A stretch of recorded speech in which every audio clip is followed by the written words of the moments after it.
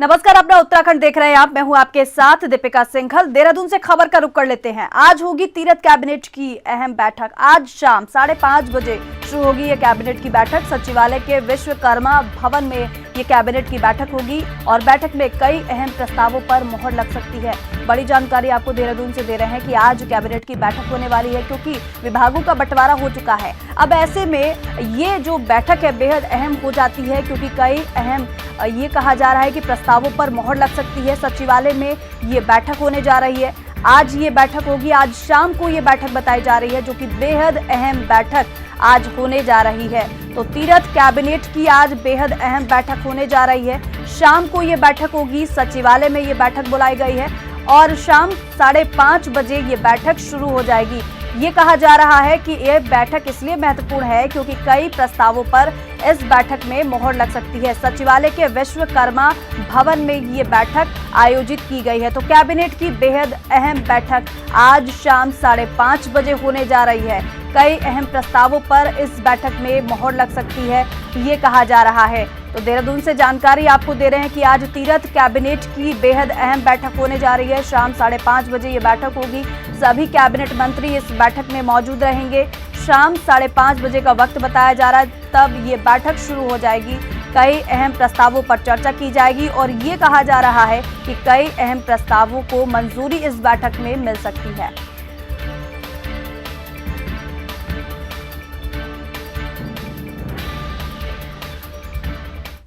वहीं मुख्यमंत्री तीरथ सिंह रावत ने सचिवालय में जिला सेक्टर, राज्य सेक्टर, केंद्र पोषित और वह सहायतित योजनाओं के लिए विभागवार प्रगति की समीक्षा की। मुख्यमंत्री ने इन योजनाओं की जिलावार भी समीक्षा की।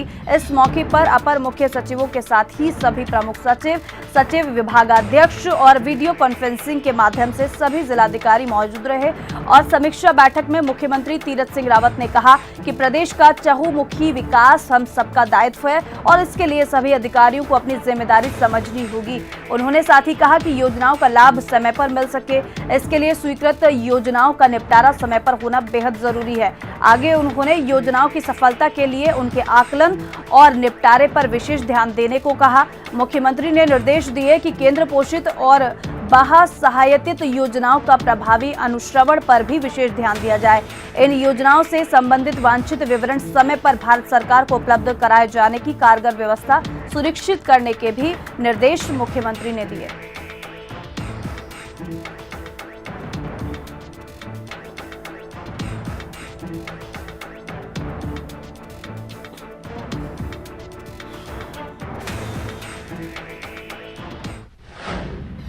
और वही किसानों के लिए तीरथ सरकार का बड़ा फैसला। गन्ना खरीद और पेराई सत्र पर बड़ा फैसला। गन्ना क्रय करने के बाद ही पेराई सत्र समाप्ति के आदेश दिए गए हैं। मुख्यमंत्री की तरफ से गन्ना मूल्य भुगतान नियत समय में कराने के भी निर्देश दिए हैं। उत्तराखंड मंत्री यतीश्वरानंद के निर्देश के बाद ये फैसला लिया गया है। तो ये जानकारी फिलहाल जो आपको दे रहे हैं कि गन्ना खरीद और पेराई सत्र पर बड़ा फैसला लिया गया है। गन्ना क्रय करने के बाद ही पेराई सत्र समाप्ति के आदेश दिए गए हैं। ये फैसला किसानों के लिए लिया गया है और गन्ना मूल्य भुगतान नियत समय पर यानी कि उसके समय पर कराने के निर्देश भी दिए गए हैं कि समय रहते गन्ना मूल्य का भुगतान कर दिया जाए। इसको लेकर भी उत्तराखंड कैबिनेट मंत्री की तरफ से ये फैसला लिया गया है।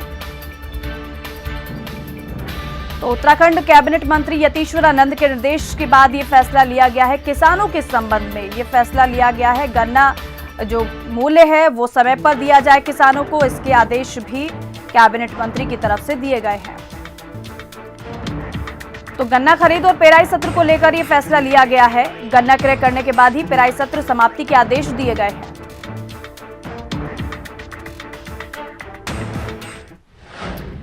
चलिए रुक कर लेते हैं देहरादून से बड़ी खबर का। सीएम तीरथ सिंह रावत ने की जल जीवन मिशन की समीक्षा। सीएम तीरथ सिंह रावत ने सभी अधिकारियों को निर्देश दिए। गर्मियों में प्रदेश की जनता को ना हो पेयजल की किल्लत, ये मुख्यमंत्री की तरफ से कहा गया। वैकल्पिक व्यवस्था की तैयारियां अभी से पूरी कर ली जाएं। पेयजल अभावग्रस्त बस्तियां समय से कर ली जाए चिन्हित, ये भी मुख्यमंत्री की तरफ से कहा गया। और सभी स्कूलों और आंगनबाड़ी केंद्रों में पेयजल की उपलब्धता का लक्ष्य वक्त से हो। पेयजल की गुणवत्ता पर खास तौर पर ध्यान दिया जाना चाहिए। और माध्यमिक विद्यालयों की लैब में पेयजल परीक्षण की व्यवस्था सुनिश्चित की जाए। जल जीवन मिशन के तहत तय वक्त में लक्ष्य पूरा हो, ये सब निर्देश मुख्यमंत्री की तरफ से दिए गए। जल संस्थान और जल निगम हर दिन का टारगेट निर्धारित करे। प्रदेश के पेयजल मंत्री बिशन सिंह चुफाल मीटिंग में मौजूद रहे और मुख्य सचिव ओम प्रकाश समेत कई वरिष्ठ अधिकारी भी इस बैठक में मौजूद रहे। सभी जिलों के डीएम भी वीडियो कॉन्फ्रेंसिंग के जरिए इस बैठक से जुड़े। तो कई अहम निर्देश मुख्यमंत्री की तरफ से इस बैठक में दिए गए। अधिकारियों को ये निर्देश दिए गए कि पेयजल की समस्या से किसी को भी कोई परेशानी से जूझना ना पड़े, पेयजल की समस्या किसी को ना हो, इसके निर्देश मुख्यमंत्री तीरथ सिंह रावत ने अधिकारियों को दिए।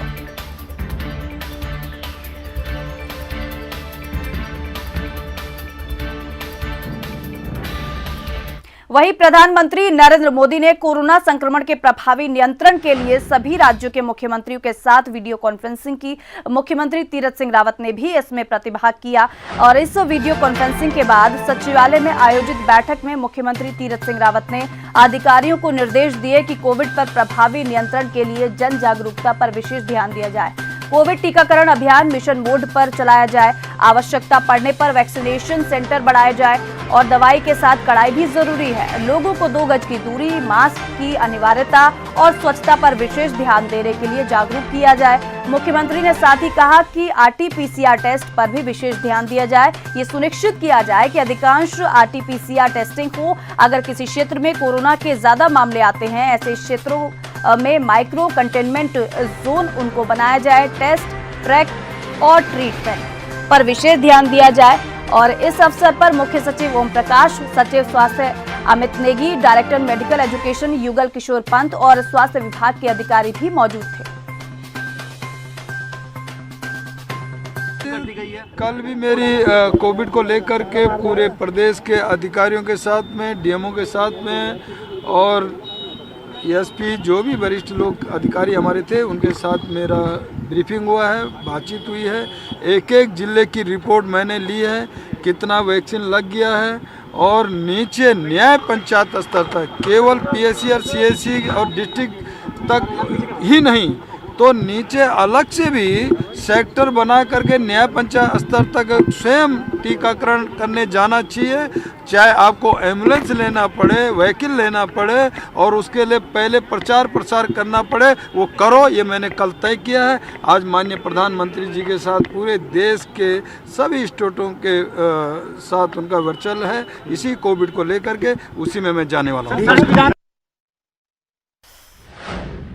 और उत्तराखंड के मुख्यमंत्री तीरथ सिंह रावत का एक्शन लगातार जारी है। निर्माण खंड दुगड्डा कोटद्वार जिला पौड़ी में सीएम का बड़ा एक्शन लिया गया है। सीएम की तरफ से सड़क निर्माण में घटिया सामग्री लगाने वाले अफसर निलंबित किए गए हैं और अजीत सिंह सहायक अभियंता सस्पेंड, आगे जांच बढ़ा दी गई है और अपर सहायक अभियंता अनिल कुमार भी निलंबित किए गए हैं। तो घटिया निर्माण कार्य के आरोप सही पाए जाने पर यह एक्शन मुख्यमंत्री की तरफ से लिया गया है। प्रमुख सचिव लोक निर्माण सुधांशु कुमार ने यह आदेश जारी किया है। तो लापरवाही बरतने वाले और भ्रष्टाचार करने वाले ऐसे अधिकारियों को निलंबित कर दिया गया है और ये एक्शन मुख्यमंत्री की तरफ से लिया गया है। अपर सहायक अभियंता अनिल कुमार भी निलंबित कर दिए गए हैं और बड़ा एक्शन मुख्यमंत्री की तरफ से लिया गया है। तो ऐसे अधिकारी जो कि घटिया निर्माण कार्य के जिन पर आरोप लगे थे और आरोप की जांच चल रही थी और जांच के बाद जो आरोप सही पाए गए उन अधिकारियों पर कार्रवाई की गई है, उन अधिकारियों को सस्पेंड कर दिया गया है। तो प्रमुख सचिव लोक निर्माण सुधांशु कुमार को सस्पेंड किया गया है और ये मुख्यमंत्री की तरफ से बड़ा एक्शन लिया गया है।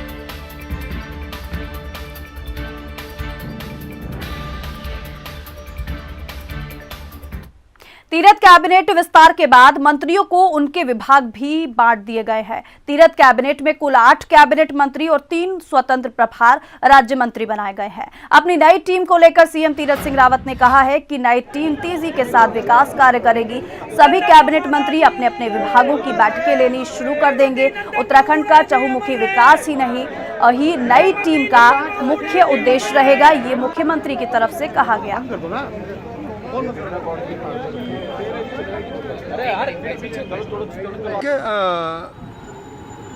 टीम अपनी पूरी गति से काम करेगी और अपने अपने विभागों में शायद आज जिस तरह की वो बैठकें लेंगे और इस उत्तराखंड का चौमुखी विकास कैसे हमको करना है, यही सबका उद्देश्य रहेगा। सर स्वास्थ्य विभाग अपने पास रखें। जिला विकास प्राधिकरणों पर तीरथ सरकार ने फैसला लिया है। पहाड़ी जिलों में बने प्राधिकरण अब स्थगित किए गए हैं। शहरी विकास मंत्री बंशीधर भगत ने इसके आदेश भी जारी कर दिए हैं। बंशीधर भगत ने 2016 की स्थिति बनाए रखने का आदेश दिया है और विकास प्राधिकरणों को खत्म किया है। तो शहरी विकास मंत्री बंशीधर भगत ने आदेश जारी कर दिया है, प्राधिकरणों को स्थगित किया गया है। ये फैसला कैबिनेट मंत्री की तरफ से लिया गया। तो 2016 की स्थिति बनाए रखने का आदेश बंशीधर भगत ने किया है। तो विभागों का बंटवारा कर दिया गया है। ऐसे में कैबिनेट मंत्री भी फुल एक्शन में नजर आ रहे हैं। विकास प्राधिकरणों को खत्म किया गया है। तो जिला विकास प्राधिकरणों पर तीरथ सरकार ने यह फैसला लिया है और विकास प्राधिकरणों को स्थगित कर दिया गया है, खत्म कर दिया गया है। पहाड़ी जिलों में बने प्राधिकरण अब फिलहाल के लिए स्थगित कर दिए गए हैं। खबर देहरादून से है। गणेश जोशी ने सीएम तीरथ सिंह रावत से मुलाकात की। बीजापुर गेस्ट हाउस में सीएम रावत से गणेश जोशी ने मुलाकात की। सीएम को विभाग आवंटित किए जाने पर धन्यवाद उन्होंने दिया और ये मुलाकात कैबिनेट मंत्री और मुख्यमंत्री के बीच रही। कैबिनेट मंत्री गणेश जोशी ने मुख्यमंत्री से मुलाकात की। विभागों का बंटवारा जैसे हो गया है, विभाग आवंटित किए जाने पर गणेश जोशी ने मुख्यमंत्री को धन्यवाद दिया, उनका आभार व्यक्त किया। देहरादून से जानकारी आपको दे रहे हैं कि गणेश जोशी ने मुख्यमंत्री से मुलाकात की और उनको धन्यवाद दिया।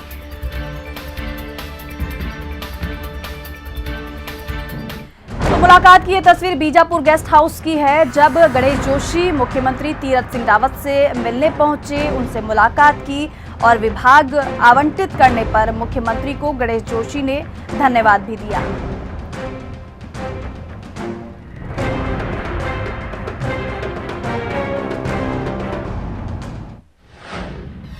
कैबिनेट मंत्री गणेश जोशी को कर सैनिक कल्याण, औद्योगिक विकास, लघु सूक्ष्म एवं मध्यम उद्यम और खादी ग्रामोद्योग विभाग आवंटित किए गए हैं, जिसके बाद उन्होंने कहा कि वो सैनिक कल्याण और एमएसएमई के लिए काम करेंगे। और क्या कुछ उन्होंने कहा वो आपको सुनवाते हैं।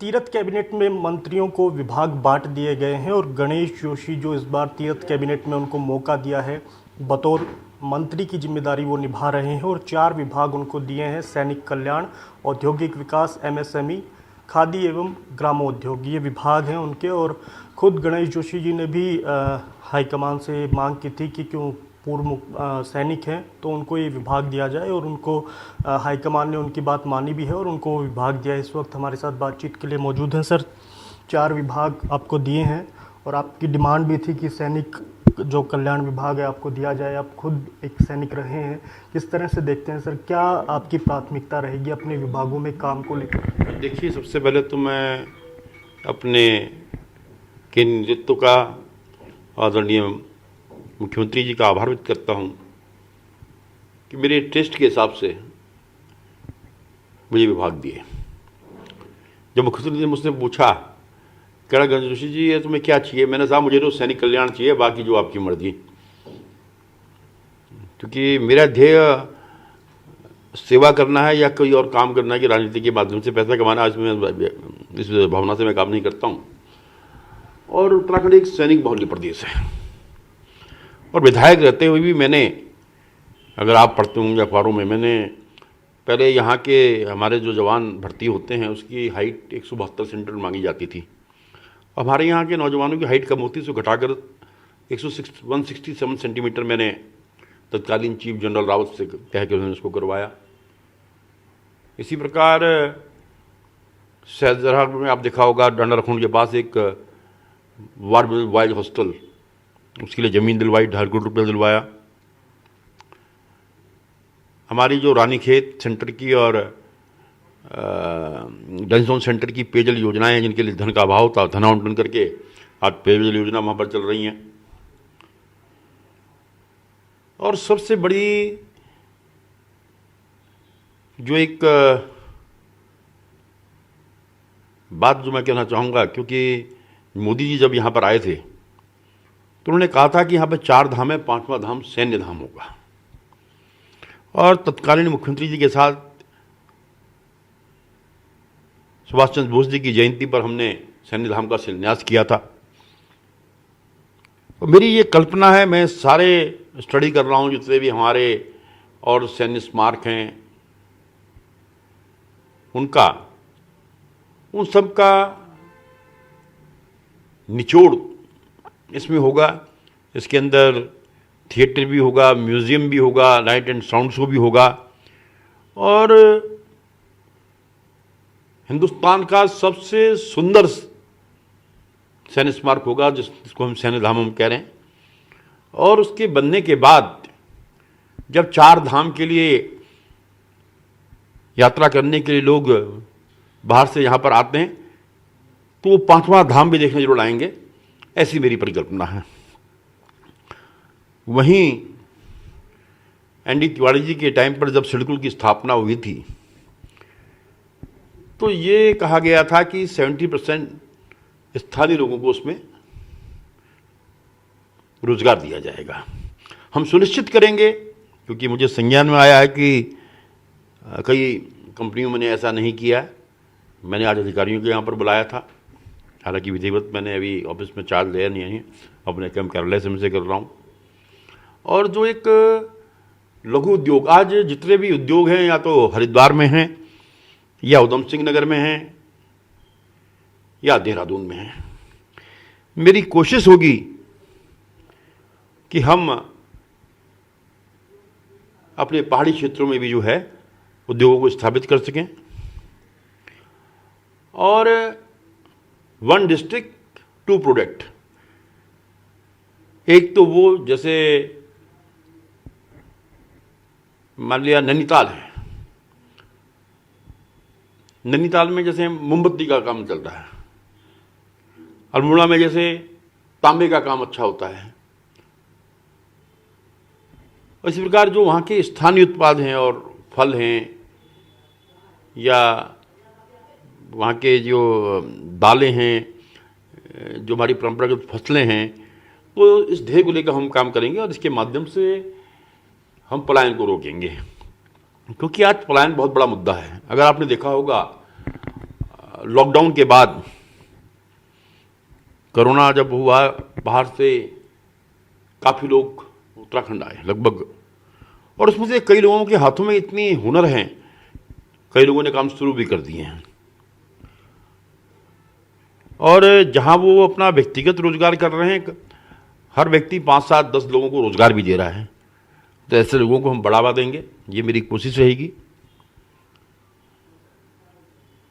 इसी प्रकार चाहे खादी की बात हो, आज धीरे धीरे लोग, आप देखिए यहाँ की जो खादी है विदेशों में जाती है, तो मेरी कोशिश रहेगी कि अधिकारियों से बातचीत करके, क्योंकि आज मैंने देखा कि हमारे जितने भी ये डिपार्टमेंट हैं सिर्फ साल में 1-2 बार जो है कहीं एग्जीबिशन वगैरह में दुकानें लगा देते हैं और उसके बाद वहीं पर मोमेंटो बांट दिए, इनाम बांट दिए, साहब आज हमने इतना किया, हमारे इस साल में हमने इस इवेंट्स में इतने करोड़ की हमने सेल की। तो भाई इसको और आगे बढ़ाना चाहिए, जिससे यहाँ के लोगों को रोजगार मिले, दिशा में हम काम करेंगे। सर, आपने भी जिक्र किया कि एक विधायक के तौर पर, एक विधायक रहते हुए आपने उत्तराखंड के लोगों का जो शारीरिक आकार है, उनकी हाइट कम होती है, तो आपने विपिन रावत से मुलाकात करके उसको कम करवाया ताकि यहाँ के लोग भी सेना में अपनी सेवाएं दे सकें। अब आप एक मंत्री बन गए हैं, तो अब आप ज़्यादा अच्छे से उन तमाम चीज़ों को पूरा कर पाएंगे जो आपने आपके कहीं ना कहीं आपके मन में है। देखिए, अभी आज हमारे राज्य को बने हुए 20 साल हो गए हैं। आज हमारा अपना रिक्रूटिंग डिपो नहीं है, बीआरओ नहीं है हमारा, हम यूपी से गवर्नर हो रहे हैं। और मैंने अभी सीडीएस से मिला था लगभग 1 माह पूर्व,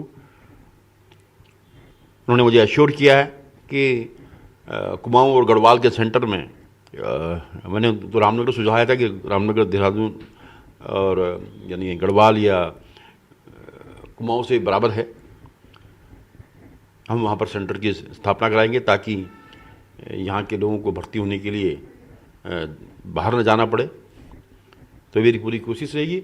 और भी सैनिक कल्याण के लिए जो भी योजनाएं होंगी, क्योंकि यहाँ 13% से अधिक भूतपूर्व सैनिक इस प्रदेश में निवास करते हैं, कुछ सर्विंग सोल्जर को मिलाकर 13% जो है, तो इनकी चिंता करना मेरी प्राथमिकता होगी। सर एक सवाल मेरा ये है, क्योंकि अब टाइम ज़्यादा नहीं रह गया, 1 साल का समय, उससे भी कम आप मान लीजिए, क्योंकि आचार संहिता लग जाएगी, 10 महीने के करीब आपके पास समय है, तो कितना आप इसको चैलेंजिंग मान रहे हैं? ये 10 महीने भी नहीं है, कायदे से तो सिर्फ 8 महीने हैं। 5 साल का काम 8 महीने में करना है। दिन रात जागेंगे, दौड़ेंगे, अधिकारियों के साथ बैठेंगे और परिणाम देना। क्योंकि आज पहले हमारी टीम 8 खिलाड़ियों से खेल रही थी, आज टीम 11 तैयार है, 11 खिलाड़ी खेल रहे हैं। तो निश्चित ही हम केंद्र सरकार की योजनाओं को, प्रदेश सरकार की योजनाओं को लेकर जनता के बीच में जाएंगे।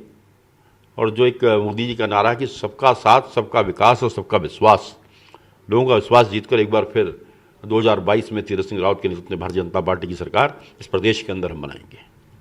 बहुत बहुत धन्यवाद सर हमसे बातचीत के लिए। आपका ज़्यादा समय नहीं लेंगे, हम आपको आगे भी जाना है, आपके निर्धारित कार्यक्रम में आपसे बातचीत होती रहेगी। तो ये थे हमारे साथ कैबिनेट मंत्री गणेश जोशी, जिन्होंने सैनिक कल्याण को लेकर उन्होंने खुद भी बताया कि सीडीएस से मुलाकात करके किस तरह से उन्होंने उत्तराखंड के लोग भी सेना में सेवा दे सकें, इसलिए हाइट को जो मापदंड होता है उसके लिए मुलाकात की और आश्वासन भी मिला। और साथ ही एमएसएमई को लेकर भी जो कैबिनेट मंत्री की जो उनकी संभावनाएं वो देख रहे हैं कि उत्तराखंड में केवल 2-3 जिलों में एमएसएमई विस्तार कर रहा है, बाकी पहाड़ी जिलों में वो नहीं पहुंच पा रहा है, तो वो भी उनका एक महत्वपूर्ण आने वाले समय में वो उसके लिए भी काम करेंगे। अपने कैमरा सहयोगी विजेंद्र रतूड़ी के साथ मैं चंद्र मोहन, हिंदी खबर, देहरादून।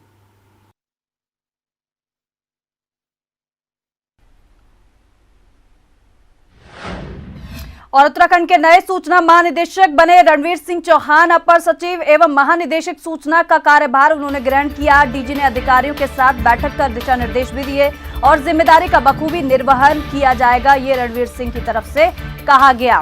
तो महानिदेशक बनाया गया है अपर सचिव एवं महानिदेशक सूचना रणवीर सिंह को बनाया गया है। डीजी ने अधिकारियों के साथ बैठक भी की और बैठक में अधिकारियों को दिशा निर्देश भी डीजी ने दिए।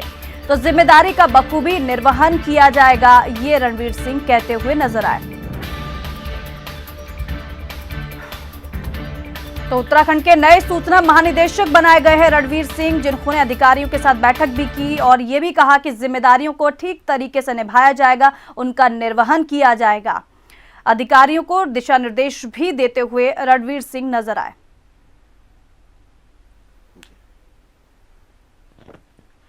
सही सूचना आप लोगों के माध्यम से जनता तक।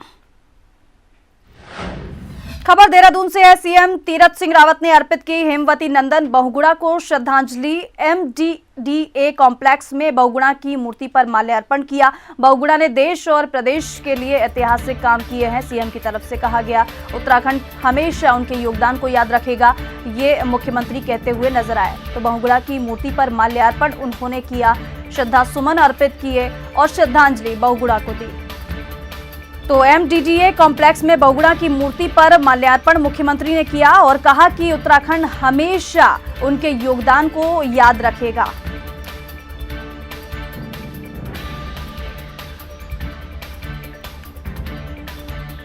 तो हेमवती नंदन बहुगुणा को श्रद्धांजलि मुख्यमंत्री की तरफ से दी गई। हेमवती नंदन बहुगुणा की प्रतिमा पर उन्होंने माल्यार्पण किया, श्रद्धा सुमन अर्पित किए, श्रद्धांजलि उनको अर्पित की और साथ ही कहा कि उत्तराखंड में उनके योगदान को देश भूल नहीं सकता है, हमेशा उनके योगदान को याद किया जाएगा।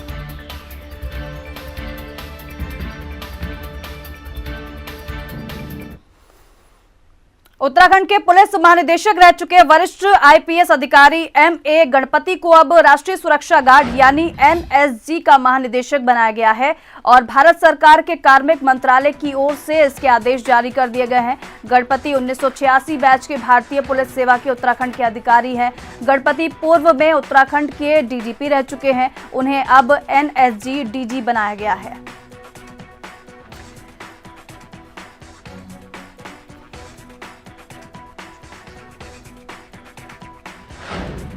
खबर टेहरी से है, जहां पोखाल गेवली सड़क के कटिंग कार्य का शुभारंभ किया गया है। डॉक्टर धन सिंह नेगी ने इसका शुभारंभ किया। 243 लाख की पोखाल गेवली सड़क का काम शुरू हो गया है।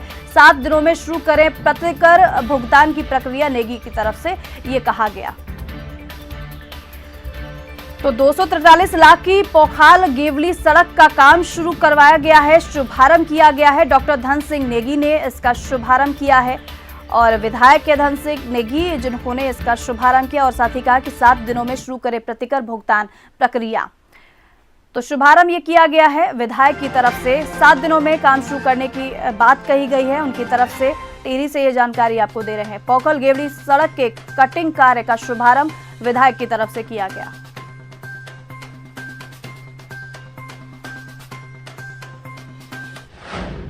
और चले इसी के साथ अपना उत्तराखंड में बस इतना ही। ज्यादा खबरों को जानने के लिए आप www.hindikhbar.com पर विजिट भी कर सकते हैं। नमस्कार।